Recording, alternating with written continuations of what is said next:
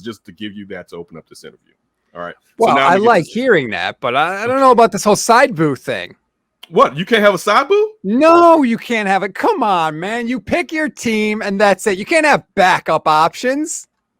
See, this is the problem with this is you haven't been a Bears fan. All right. So, I mean, I'm sure you weren't there during the Bill Walsh years of the 80s.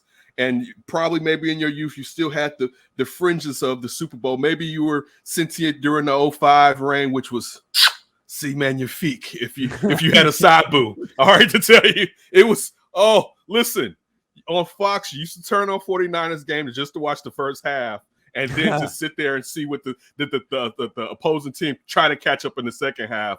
Oh, that loaded team. Listen, I won't get into how much from the ownership, and I'm talking about back owner, all right? Like, I love the 49ers growing up. So I'm happy that you didn't need a side boo for stats, all right?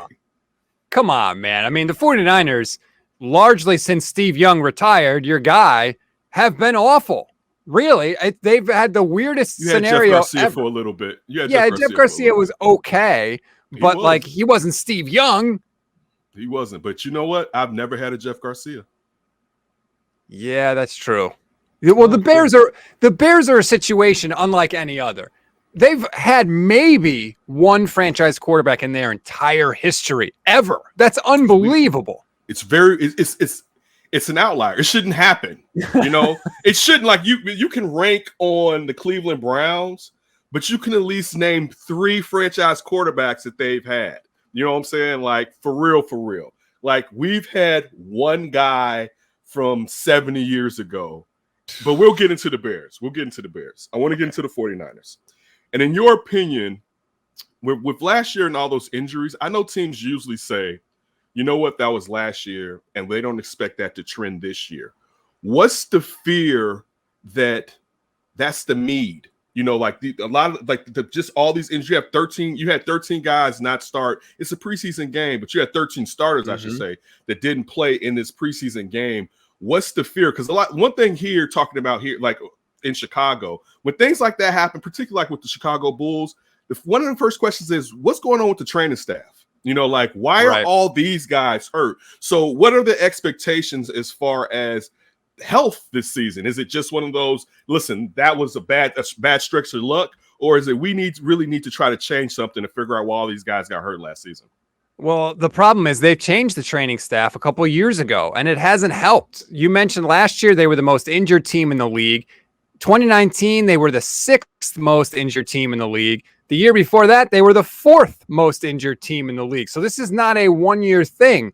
And the problem for the 49ers is they keep relying on guys that have a long injury history. And unfortunately, that's still the case this year.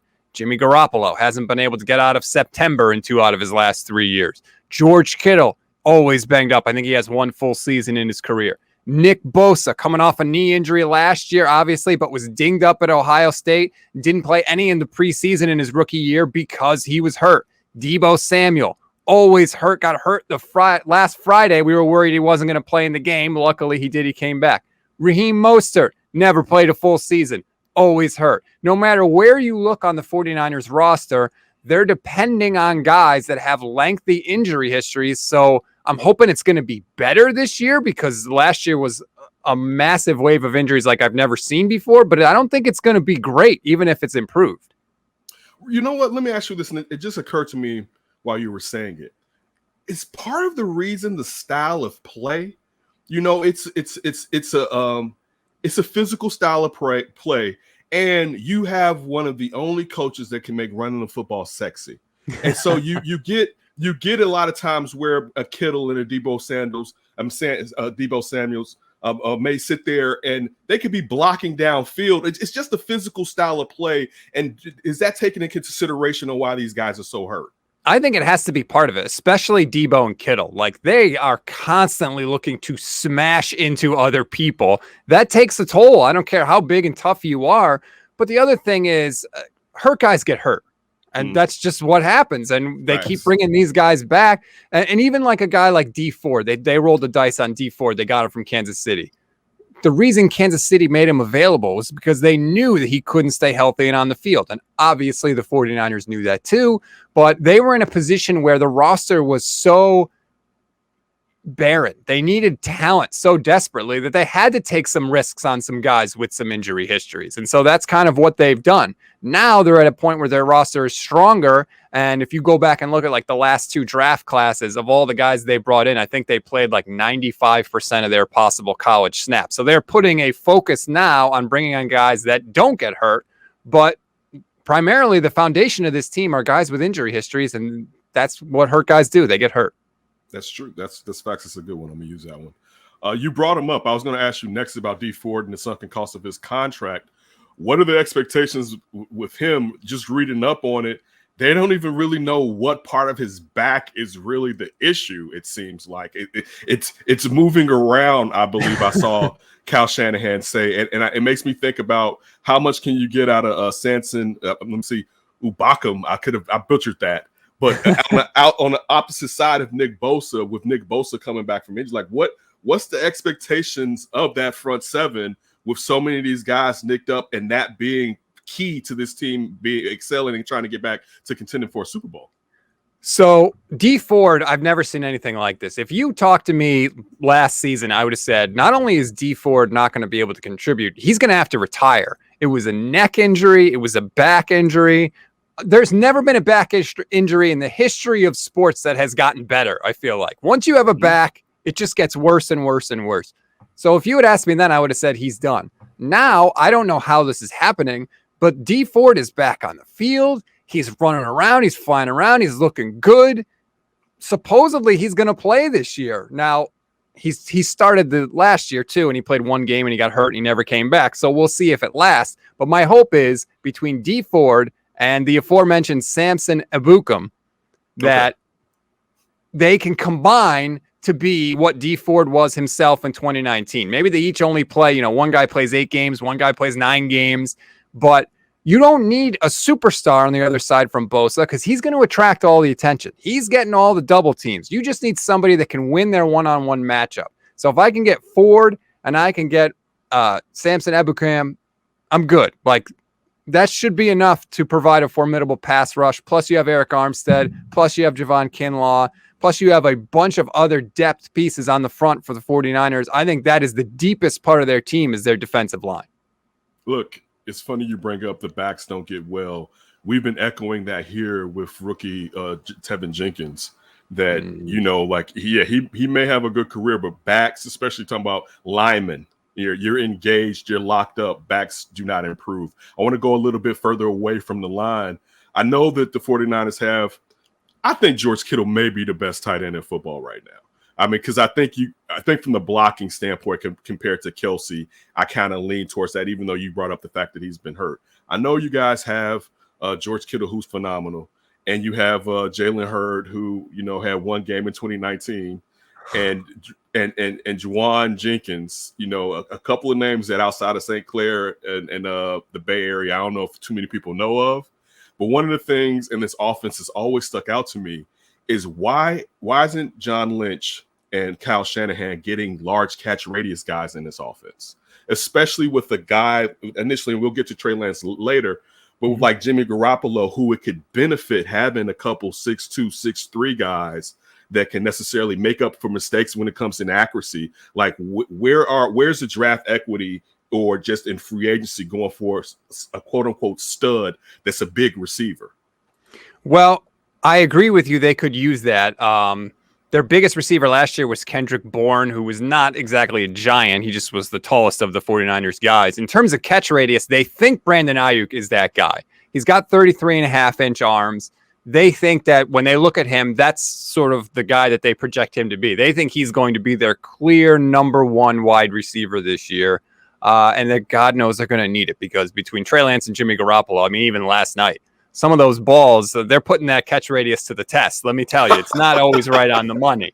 Yeah. So that they think that Ayuk is that guy. But I mean, the receiver depth for the Niners is a bit of an issue. I mean, they're going to have to depend on Deebo Samuel, who's always hurt, like I talked about. Trent Sherfield has seemingly come out of nowhere this preseason, who looks really, really good. But again, a lot of guys look good in preseason. We'll see if that carries over. Now I think in this offense, they can get by with a third wide receiver who's, just okay.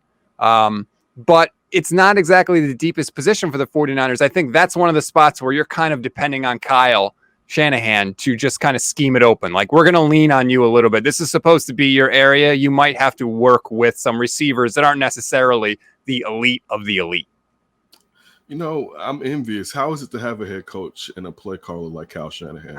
It seems marvelous. There are some plays where I'm just like, my goodness, it looks like a Madden, like there's a game glitch and this guy is wide open. And you wouldn't know it necessarily sometimes because the 49ers quarterback play between Jimmy Garoppolo, Nick Mullins, and CJ Beathard has been horrendous at times, but they only look as good as they have looked in certain moments because of Kyle Shanahan. Like you said, he makes the running game look sexy. He's a mad scientist, and It's a blessing. And I know that his record doesn't reflect it, but I'm telling you, it's amazing when you go back, especially when you rewatch the games later and you see like what he actually did and how badly he fools the defense sometimes. It's incredible. I think I would only probably put Andy Reid above him, and that's due to Andy Reid's years of experience. I place him above Sean Payton. I think Kyle Shanahan is ridiculous. It's just he is, and I mean he's ridiculous. I mean, people don't understand when I say making running sexy. We have the problem here where our head coach / play caller wants to prove his intelligence through the air, which a lot of guys do. You want to passing is the thing, but when you can you guys can. It's kind of like his father as far as his own blocking scheme, where it's like, hey, just throw anybody back there, he's going to get 1,000 yards. Like. You guys, your Mostert could go down. Here goes some dude that was just on the pier, basically. Just come back and get behind this line, and the next thing you know, this guy just rushed for 150 yards in this game.